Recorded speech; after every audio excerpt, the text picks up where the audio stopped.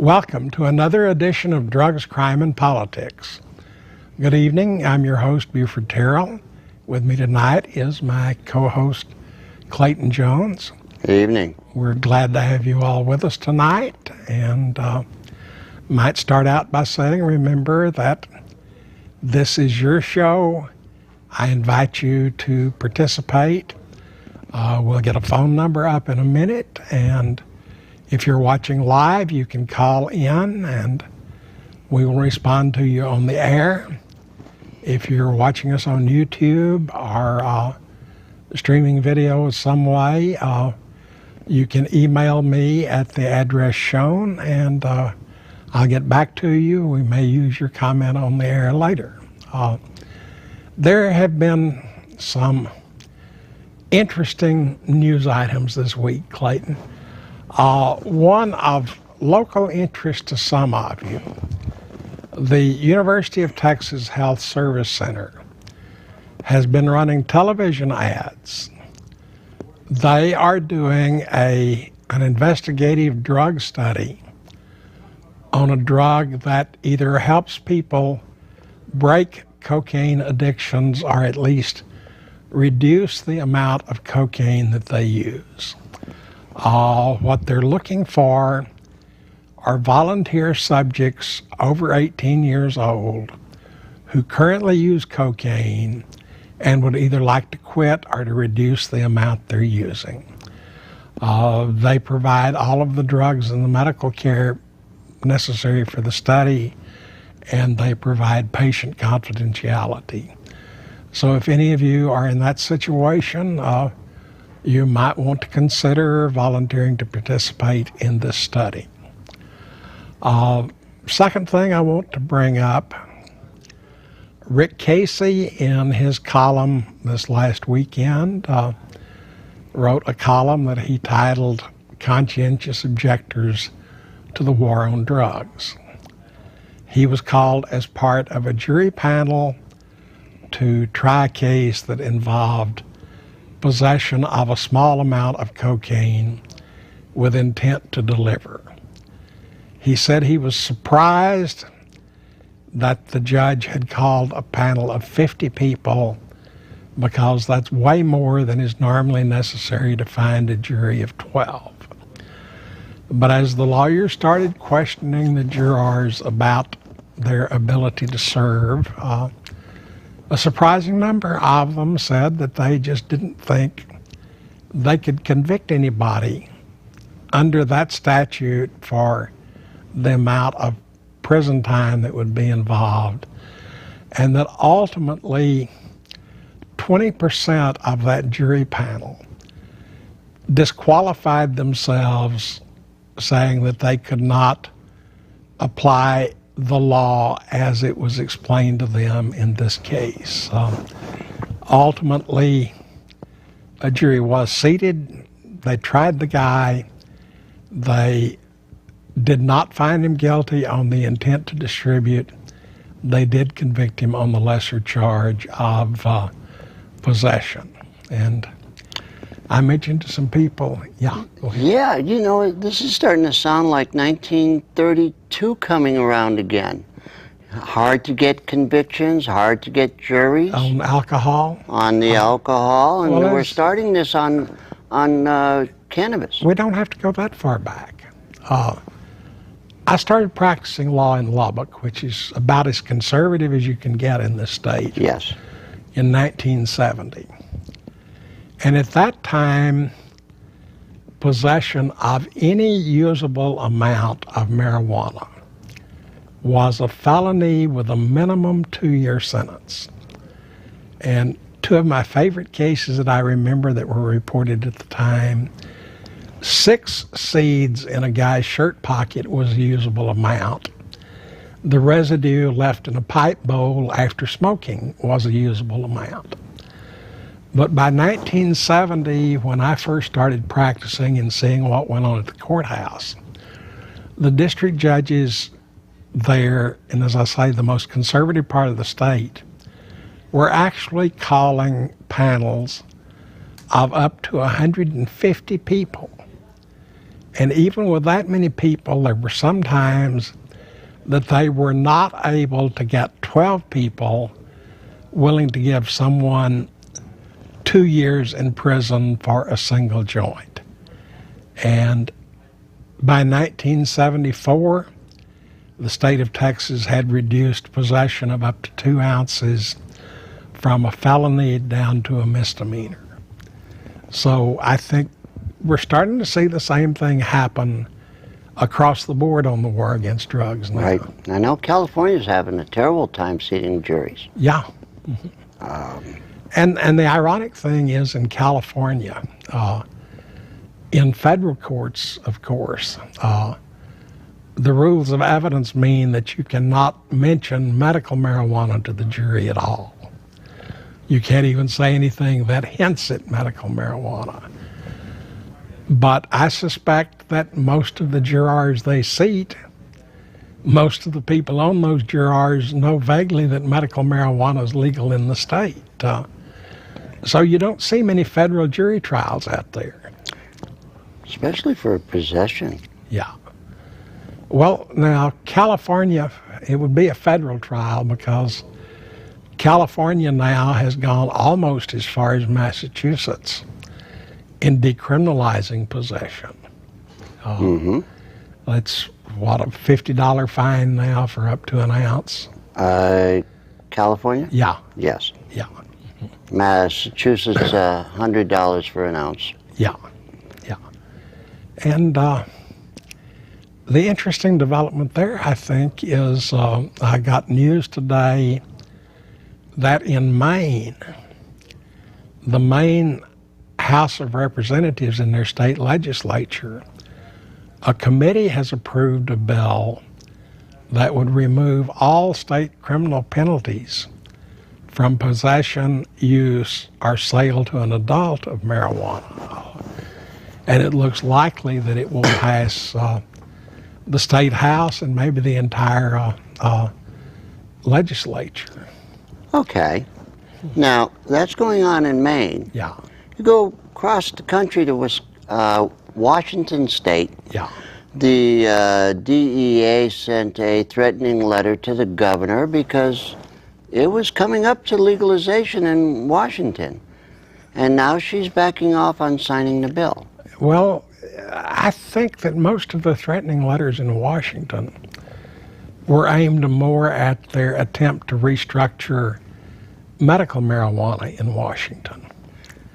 The legislature had been trying to structure a system that would regulate and protect growers and distributors as well as patients. And the DEA all across the United States has adopted a much, much harder position, that Eric Holder's promise not to pick on people who are suffering protects patients, but that anybody that grows or delivers marijuana to someone else is nothing but a damn drug dealer, and they're going to throw them in federal prison. I think the moral to that story is, when a lawyer makes a promise to you, you can believe it, he's going to keep that promise, but read the fine print, because he's not going to make it any broader than he said. But wouldn't you think that if Maine drops all its state penalties concerning cannabis, wouldn't you just about say that the war is on its last legs? I've been saying that for the last year anyway. Well, I've been saying for 6 months or longer now that this is the year that some states going to legalize. Oh yeah, something to me is going to happen big across the country next year because it's all mounting. Yeah. It's coming to a head. And remember, this is your program, and please call in with any questions that you do have. Yeah. And it looks like in Montana, the attempt to nullify the popular referendum for medical marijuana has fallen short, and the legislature is not going to be able to do away with medical marijuana there. Well, there was one bill that was passed, and the governor refused to sign it. That was the original one. I don't think it's passed yet. The governor said she wasn't going to sign it. No, she said she's going to veto it, but it hasn't passed yet. And they started another bill that would reduce the 26,000 patients down to 2, they say. That the legislators know that their constituents, and there isn't more than 2,000 patients through the whole state. Yeah. And they're going to do everything they can to reduce it down to that 2,000. Well, the bill doesn't actually have the number written in it. No, but it's But they are doing some really stupid things. The bill allows for the prescription for pain only if the diagnosis is backed up by some kind of objective test like an X-ray or a myelogram. And unfortunately, any doctor with much experience can tell you a lot of chronic pain patients don't have anything that shows up on this kind of test. The other is that if there is no objective test, then there has to be a concurring diagnosis from 2 doctors. And they haven't interfered with the practice of medicine like that anywhere. Hello, caller, you're on the air. Hello, caller, do you have a question or comment? Yes, I do. I have a comment. Okay. And a question. Okay. I would like to know, what is the big deal with the cannabis? Okay. You need to turn down your TV first. Okay. Okay. What do you mean, the big deal? Okay. They saying like legalizing cannabis or whatever. Yeah. And then they're making like a big thing out of cannabis, like it's just so bad or whatever.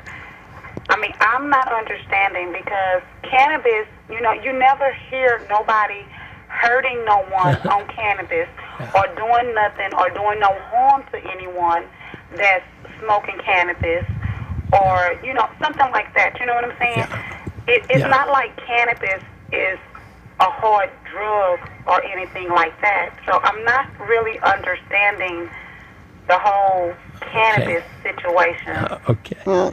Well, you know, I don't understand the whole cannabis situation either for the same reason. I will say this, and I subscribe to a clipping service that sends me newspaper articles, editorials, letters to the editor from all around the world. And I keep seeing things like, we can't legalize marijuana because marijuana's a drug. My son used crack cocaine and it destroyed his life, so we can't make marijuana legal.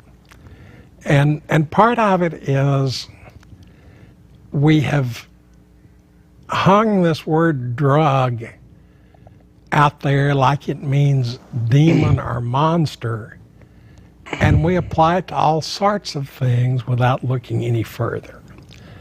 And part of it is, right now I'm about as old as a rock, yet even I was born after the federal government made marijuana illegal.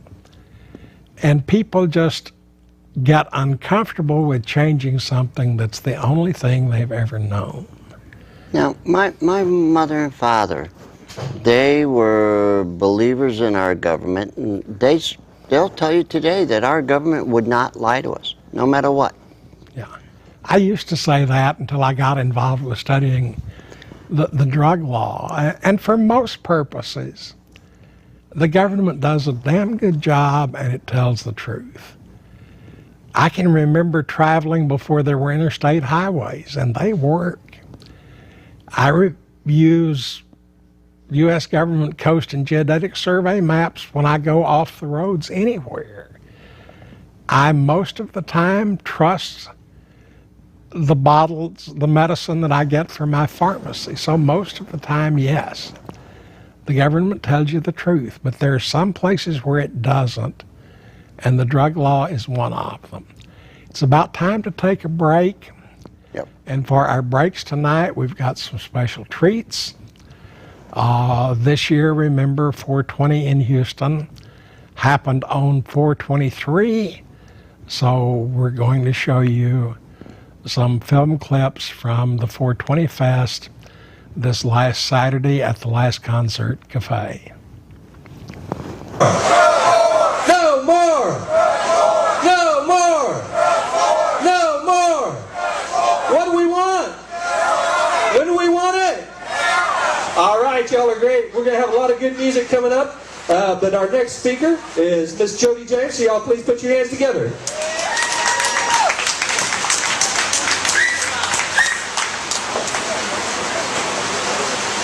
Good evening. I'm here to tell you that the most important voice in the war on drugs is yours. The most important voice in the war on drugs is yours. Today we come together to celebrate the counterculture. That's our holiday, right? 420, that's why we're here. Well, the last time I was in Houston, the Houston Chronicle called my group outside consultants on Texas's war on drugs. I wasn't someone special. I'm still not someone special. Who I am.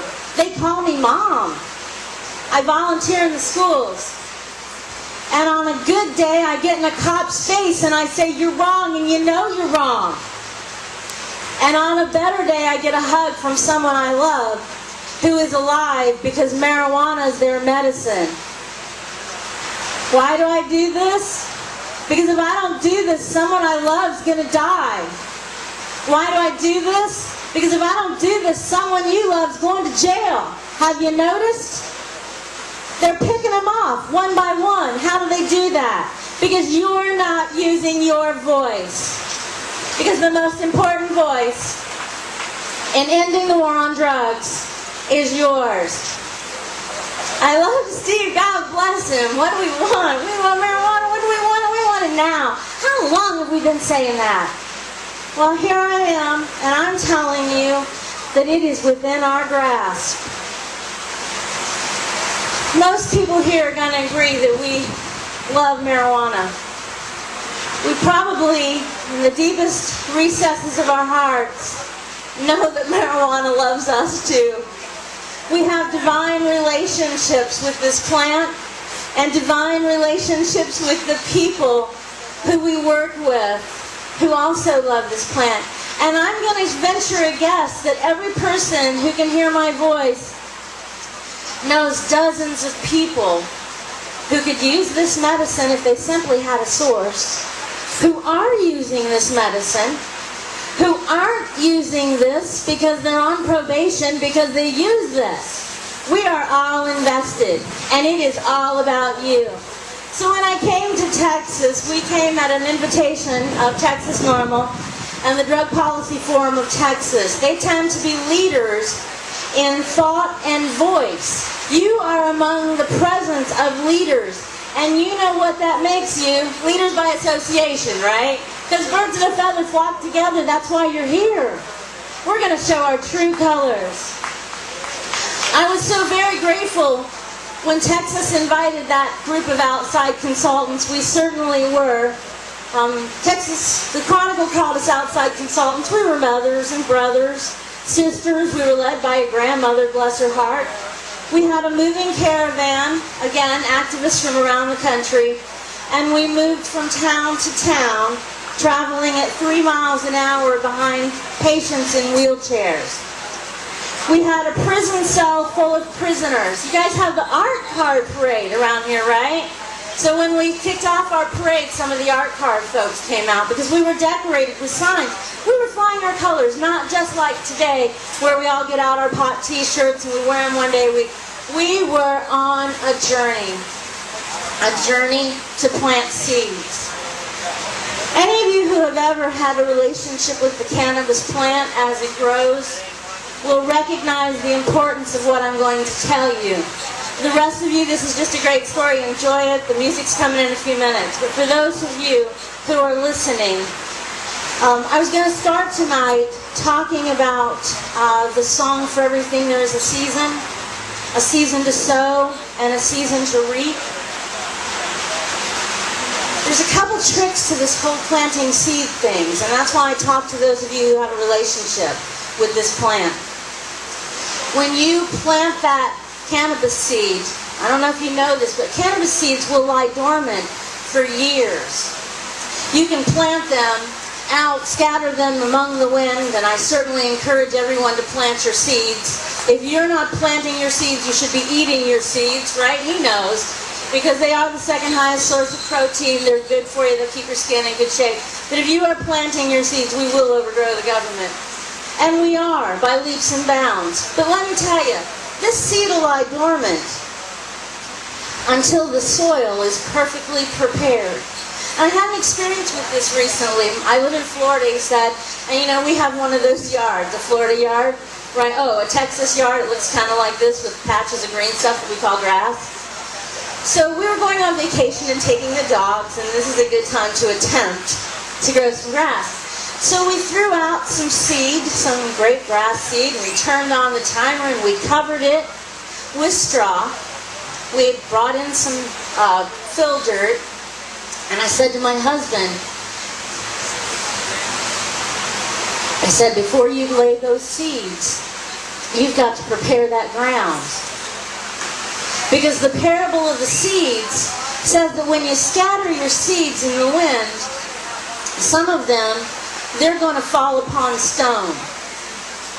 And some of the seeds, they're going to get taken by the birds. But some of the seeds that find fertile ground, they're going to grow. And anybody with a relationship with this plant knows the reason we plant our seeds is to reap a harvest. Am I right? We all want a harvest.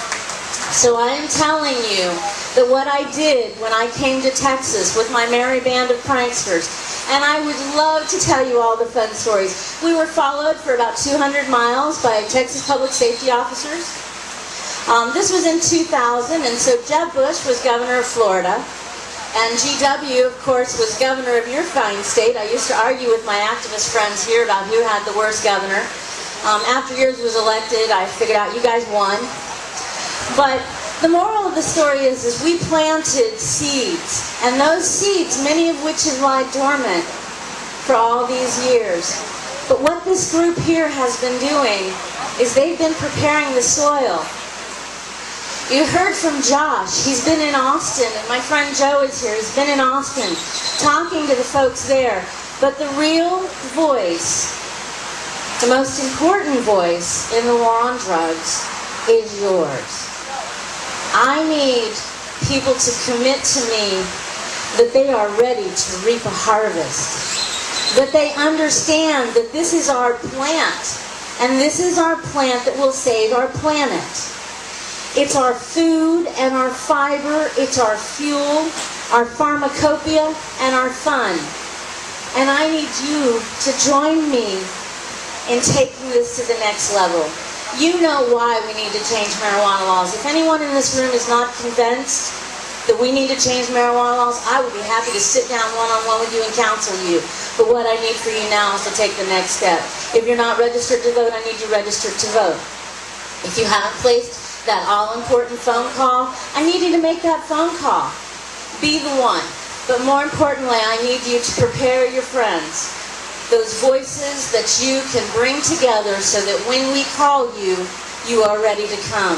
And I'm telling you now, you're enlisted. We have drafted you. If you're not already a member of Normal, I would encourage you to get connected. It's a great use of your $10. If you can make a larger donation and buy the merchandise, that's great, but I'm telling you, there's a couple things that's going to make this thing work, and that's you using your voice and you using your talent. Hey, I'd like to thank Brenda for getting up here and using her talent, right? And I'm just very excited about all the folks that will be coming out. Please stick around. We've got awesome bands coming. We're going to be doing this all night. We're going to be doing some Hemp Fashion Show to show off some of that fabric, and you may just hear me tell another story or two before the night's done.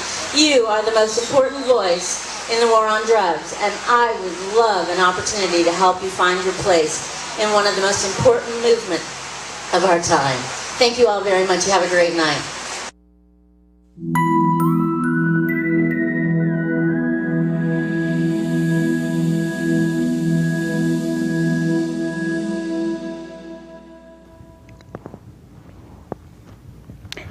Welcome back to Drugs, Crime, and Politics. Many of us met Jodi 10 years ago when, as she said, she was here as a consultant for Journey for Justice, which was where everyone from around the state converged on Austin. But it was also the time in which the Tulia trouble was heating up. And we should never forget Tulia.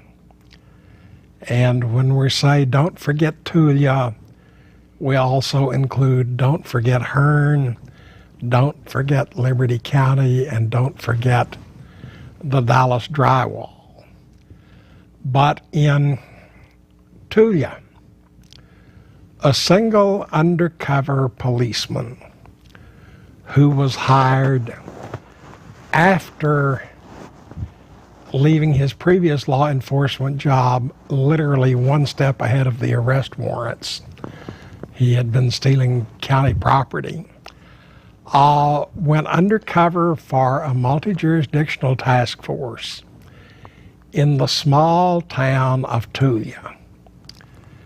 And on his word alone, 46 people were arrested for selling to him powdered cocaine, a felony. Now, I think all but 3 of those 46 were African Americans, and they constituted over 10% of all of the blacks in Tulia. Now, Tulia is a small town. It's poor, it's rural. Most of these people were working things like day laborers at the local stockyards. I doubt if there's anyone in that whole town that could have afforded powdered cocaine at the time. The first couple of cases went to trial. The juries came back. The only evidence was the undercover policeman's uncorroborated, unsupported testimony. The juries were coming back with sentences of up to 99 years.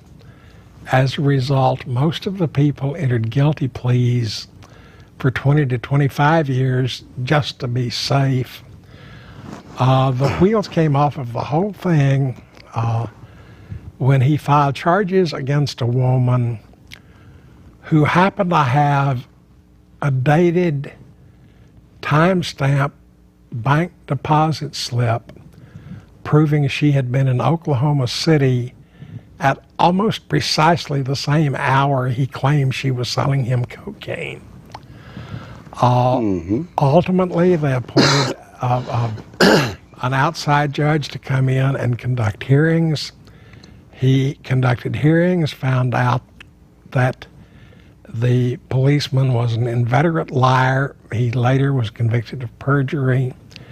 It went to the Court of Criminal Appeals.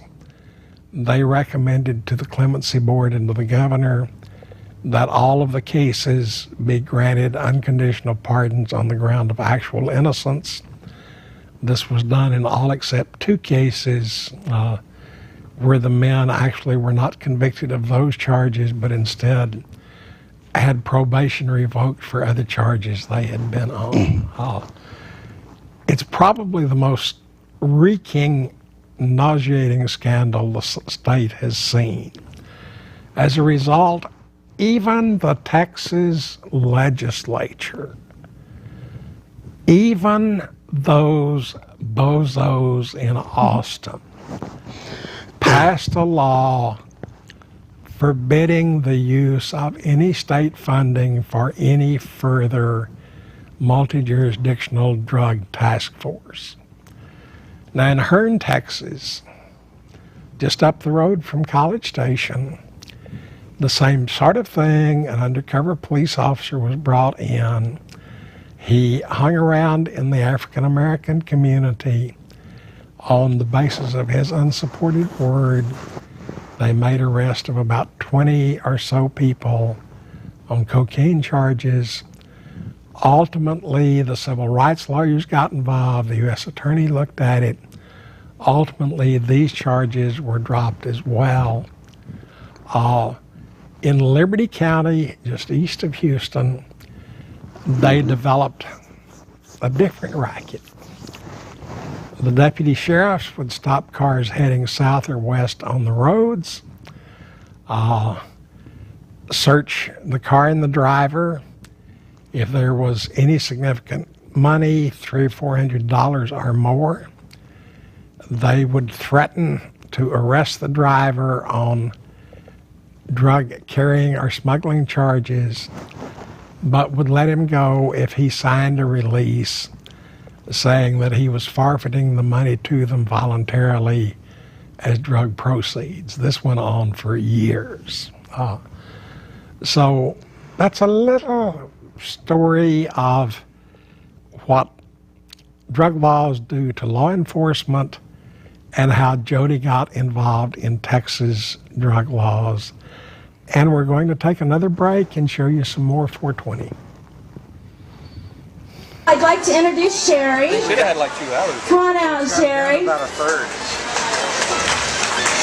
Sherry is a beautiful goddess tonight, wearing 100% natural hemp. It's a natural color on top, and then you have the forest green accessory on the bottom. Amy is wearing a little black dress by Ecolution. Make sure you stop, Amy, so our camera guys can get a good shot. All right, Amy. Amy's a member of Houston Normal and proudly here this evening volunteering. The hemp that Amy is wearing is 100% hemp fabric made in Romania. Hemp has really evolved. As you can see, these styles became different, and today's woman wears hemp all the time. Laura's coming out playful. Laura's in purple hemp capris. Laura's bib is fashionable everywhere. George Washington and Thomas Jefferson grew hemp. Most people have heard that, right? But did you know that Benjamin Franklin had a hemp paper mill? Glenette is coming out now in a 100% hemp classic. Glenette is beautiful in her natural green hemp 100% dress, created by Two Star Dog. And tonight we have Brenda, the Green Goddess. The Green Goddess is beautiful in her 85% hemp, 15% silk. This is a gorgeous fabric. Hemp can save our planet, and you can be the voice that helps. Our next model has a great suit on. Check out Leslie. Leslie's from here. Now tell me, you could wear this anywhere. You'll wear it at the office. You'll wear it on a play date. Brittany is strutting one of those goddess gear outfits. Brittany's red outfit is the classic red two-piece. Marietta is sporting the Marilyn Monroe look. Because our hemp goddesses are beautiful wherever they go. Well, I'll tell you what, our time here is coming to an end. I'm going to come back and speak to you about activism in a little while. But we wanted to close out the day with Amber. Amber works over here with Bomb Diggity. They work with artists from all over the country, and one of the ways that you can really help support the things that Houston Normal is doing is by supporting the organizations and the businesses that support them. Please give a wonderful round of applause to our goddesses of hemp. These are some wonderful women. None of them knew they were doing, one of them knew they were doing this when they got here tonight. So the rest of these women are just courageous people using their talent, and that's our message for today. Be that person that's going to use your talent wherever it might lie, and do the things you know you need to do. You know why we need to change the laws. We know how. Let's get together and get this job done. The time is now. Hi, I'm Ethan Nadelman, the founder and executive director of the Drug Policy Alliance. You're watching Drugs, Crimes, and Politics. Hope you enjoy it. I love to listen to him talk. Okay, welcome back to Drugs, Crime, and Politics.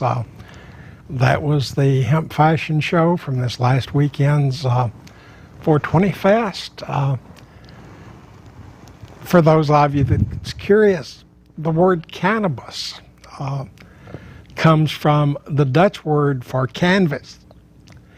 And through most of European and American history, cannabis or hemp was used to make all of the ropes and sails that the old sailing ships made. And every one of those big sailing ships had literally miles of hemp rope and acres of hemp sailcloth.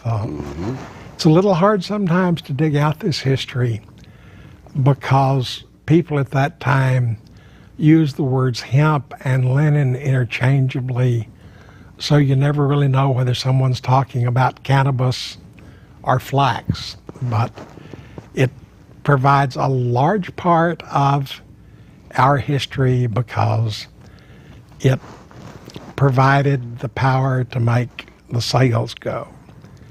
The Declaration of Independence was written on hemp paper. Most of our paper money from the Civil War until about the 1920s was printed on hemp paper. So hemp fashion goes back a long time and is solidly rooted in the country. And where is your marijuana shirt today? In the laundry. Okay. You know, it just seems to me that everywhere you look, it's striking us in the face that we use hemp, we import. California wants to legalize the growing of hemp. So does Kentucky. One North of the Dakotas has done it. South several Dakota, other yes. states, yeah. And the feds, well, the Indian tribe that's been raising the hemp every year, Yeah. that the feds come cut it down about a week before harvest. Yeah, one of the Dakota tribes in the Dakotas claims that they are sovereign. They have their reservation by treaty, so that the federal law doesn't control their reservation. They plant their hemp every year, and as Clayton says, the DEA comes in and cuts it down just before it's ready for harvest. Right. I mean, all the states are clamoring for it. They Yeah. need the economy. Yeah, we import, well, we use hemp primarily for fiber and food in this country. If you go to any of the health food stores, you'll find salad dressings made with hemp seed oil. You'll find all sorts of other products made with hemp seed. You can find hemp seed oil-based cosmetics, in fact. Yet we import most of our hemp from Canada, a large part of it from China. And for those of you that yell about China taking too much American business, maybe we should be growing our own hemp and cutting that part of their market off. But it could be grown here. There have been some experiments. It can be turned into biodegradable fuel in two different ways. The hemp seed can be converted to a biodiesel, and the stalks and leaves of the plant can be used through a fermentation process to make ethanol. So, you know, if you go back to the original federal anti-marijuana statute, that law had written into it an exemption for sterile hemp seeds, meaning you couldn't grow plants from them. And the reason that exemption was in there was that the bird food manufacturers claimed they had to have hemp seeds for their bird seed because canaries would not sing unless they could eat hemp seed. So I guess if you want to whistle a happy tune, you need to eat your hemp seed. Well, hemp seed is what? Complete protein, too. It's one of the It's great a high protein. Food. It's used all over Africa, Asia as a food. Yeah. And as I say, it shows up in food. And I don't think I've seen it in any of the normal supermarkets, but you can find hemp products in almost any of the health food stores. Oh, I've gotten used to using hemp shampoo. Okay. It's the best shampoo you ever had in your life. Perhaps some of the viewers out there can call and give us their experiences with hemp cosmetics. I haven't tried any of them, but I understand some people really like them. They are good. I mean, I use the hand cream. Yeah. It's good stuff. Yeah. So you could lead, I guess, a whole hemp lifestyle.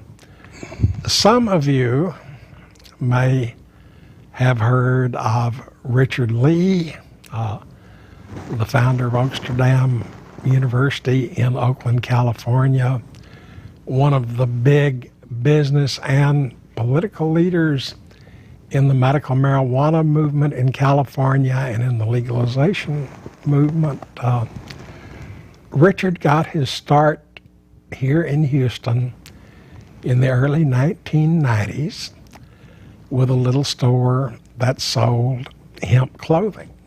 So that's a case where from a small hemp seed, a great big enterprise has grown. What was it, on Alabama, West Alabama? Was it on Alabama or Westheimer? It was West somewhere Alabama. it was somewhere in the Montrose area. Yes.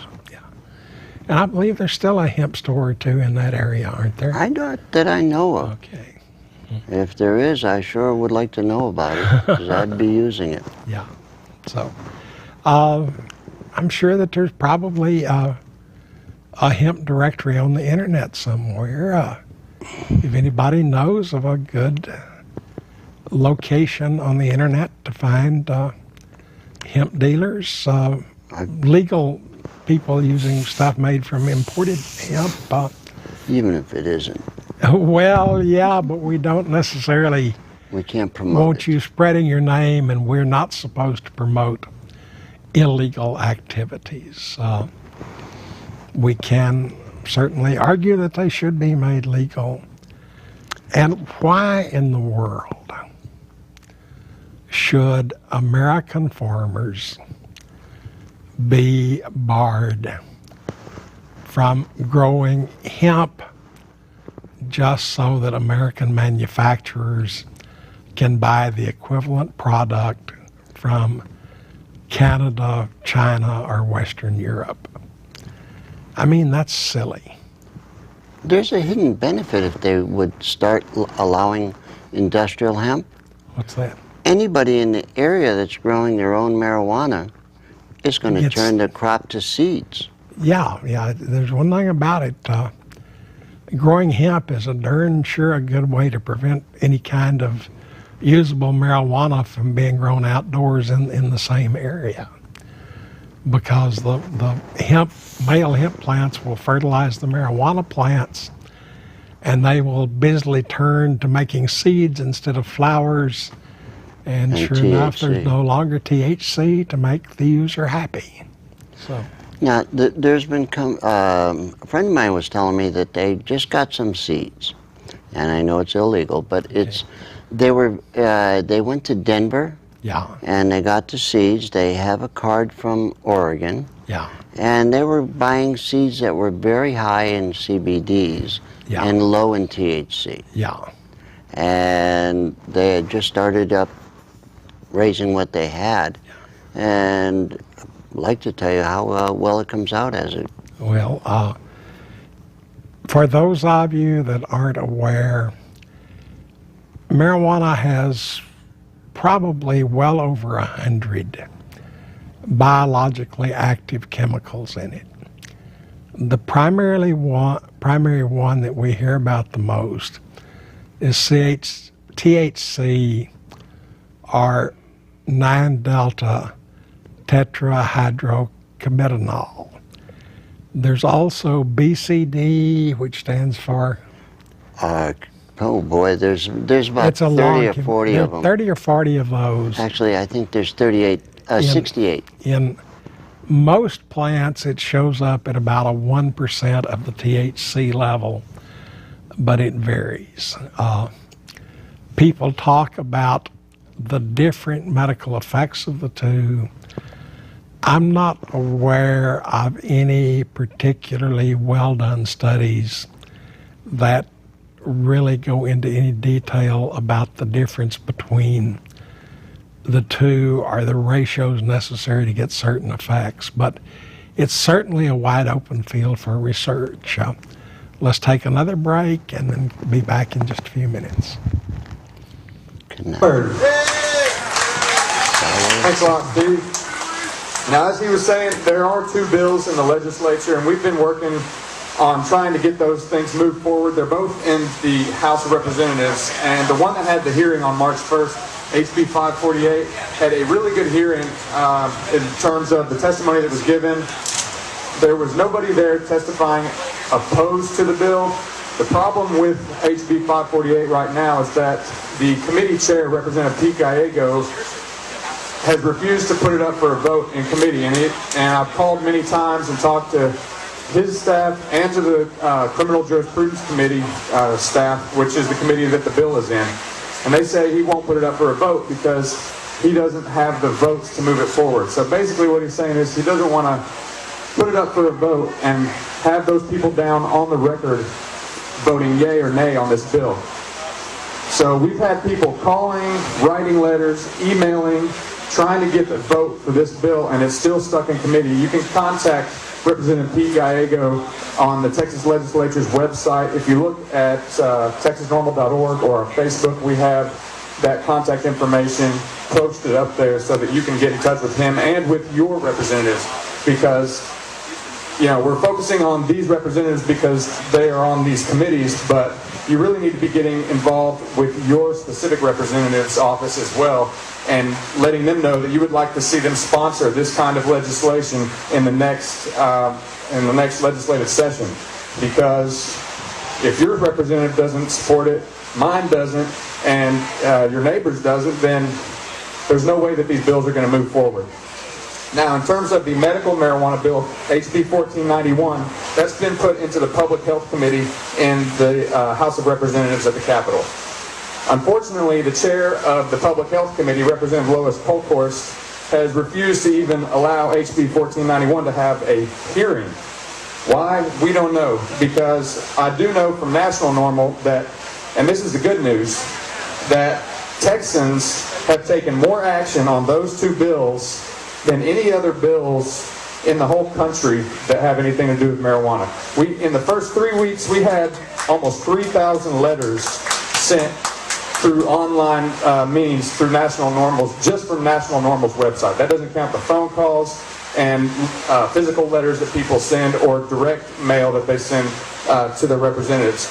That's the good news. Now, what we need to do is to get all those people that are writing all those letters, making all those phone calls, get them to vote for the person that agrees with us on this issue in the next election. Hey, this is Tommy Chong, and you're watching Drugs, Crime, and Politics.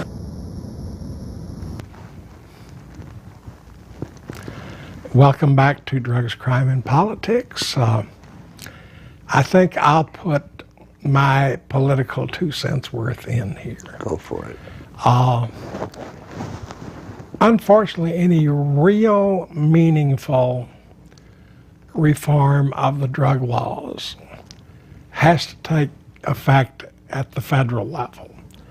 Now, state reform is good. It helps users out. Mainly it applies pressure to the federal level. But it's the federal law that's got to be changed.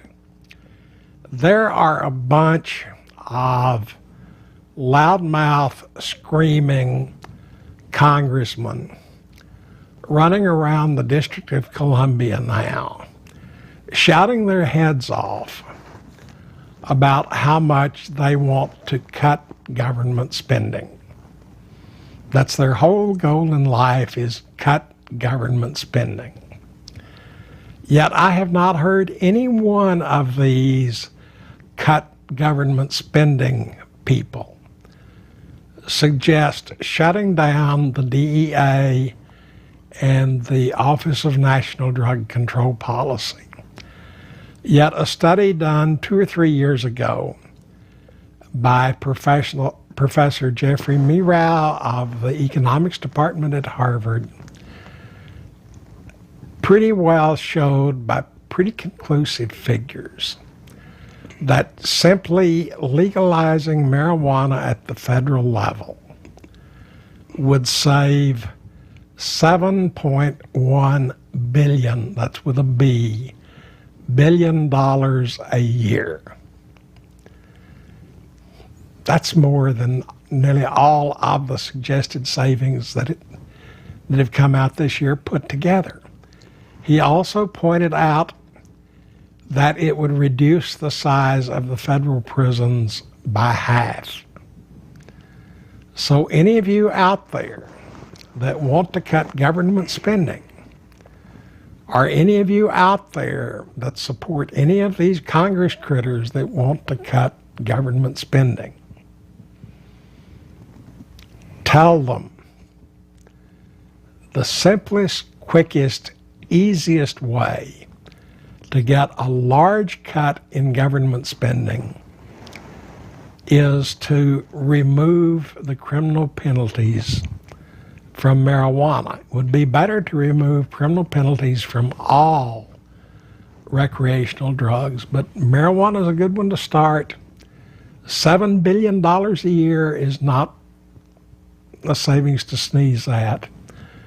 In the state of Texas, the last figures I saw from a couple of years back said over 51,000 arrests for mere possession of marijuana in the state of Texas that year. If we quit arresting people just in the state for possession of marijuana, that would cut a whole lot out of the state budget. And we're looking at a $25 billion shortfall this next 2 years. So if any of you think that your elected representatives are really serious about wanting to cut government spending, tell them to remove all of the criminal penalties from marijuana. Now, I was reading an article a couple of days ago, and it was talking about exactly that, the money the DEA was getting a year. 10 years ago, there was a total of 5,000 employees. Their budget was $565 million. This last budget, they got $2.4 billion. For 10,000 employees. There's more marijuana on the streets. There's higher quality cocaine on the streets. It's cheaper and it's more available. You know, if they're going to cut the budget, let's cut out some of this waste that's not doing any damn good. Now, there are three numbers that I just keep repeating over and over to myself. In 1937, when they passed the first federal anti-marijuana law, the federal government estimated that only about 100,000 people in the whole country used marijuana. During the 1950s, that law was strengthened twice and even applied the death penalty to sales to minors. In 1960, that 100,000 people that had used marijuana jumped up, according to the government figures, to 1 million people. In 1970, Congress passed our current federal drug laws, and they've made them stricter ever since. 2 years ago, in 2008, the government estimated that 42% of the adult population, that's over 100 million people, had used marijuana, and over 15 million used it more often than once a month. So from 1937 to 2008, all of the time making the law stricter and harder and harsher and tougher, marijuana use jumped from 100,000 people to 100 million people. I don't think General Motors or RCA did that well during that period of time. Drug laws just do not work. No, I mean, the drug laws just make it so that the black market thrives, grows, and they become violent because there's just so much money to be made. Worth fighting over. Yes. And I don't know how closely you read the local paper, but I at least go through it every day and read those little one-paragraph crime stories in Section B. And you know, it's really amazing how many law enforcement officials, most of them police officers, but a few judges, some jailers, amazing how many law enforcement officials got arrested for their own personal violation of the drug laws each year. Part of the problem with drug prohibition, which promotes a black market, is that it also promotes law enforcement that is both corrupt and brutal. If you really want to protect yourself, you need to clean up the prohibition laws so you can clean up law enforcement and have police that protect you instead of threaten you. It's your lives we're talking about here. And it doesn't just happen on the bad side of town. It happens all over the city. It happens in the small rural towns that we used to think were those safe havens from our gloried past. Drug laws corrupt our entire society, and we've got to do something to get rid of them before it gets worse and worse. The first 90 days of this year. Are we all done? Caller, we've got just a minute or two, so if you've got a quick comment or question. Yeah, just a comment. You know, people always talk about the war in Iraq as being based on a lie. And when I began to study what was going on with cannabis, I realized that that's even as big a lie, if not bigger. Thank you. That's been going on for too many years. Okay. We can put the two together. I read a news story a couple of months ago that American soldiers stationed in Afghanistan were able to buy first-class hashish or marijuana resin for $1.50 an ounce. Oh, I want to go. Yeah. What's the street value for hashish here now, Clayton? It's expensive. Mm-hmm. I don't know how much it's going for right now, but it's expensive. Yeah.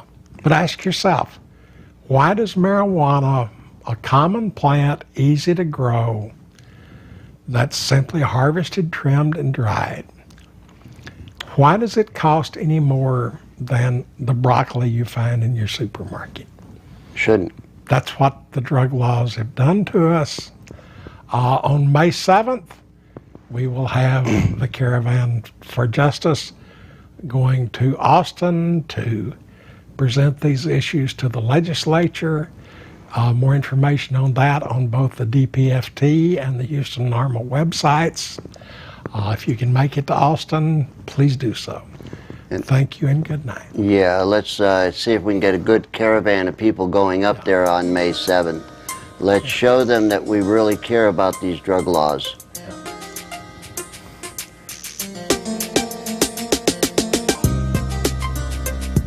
We have these private prisons that have now hired lobbyists to go get minimum mandatory review. I began to understand that the 17 or the 19-year-old kid I had in the backseat of my police car was not a criminal at all. Remove the profit motive. If you remove the profit motive, you can do away with almost all these problems. And how do you do that? Simple. You end prohibition, which can only mean one thing. Legalize drugs. Legalize all drugs.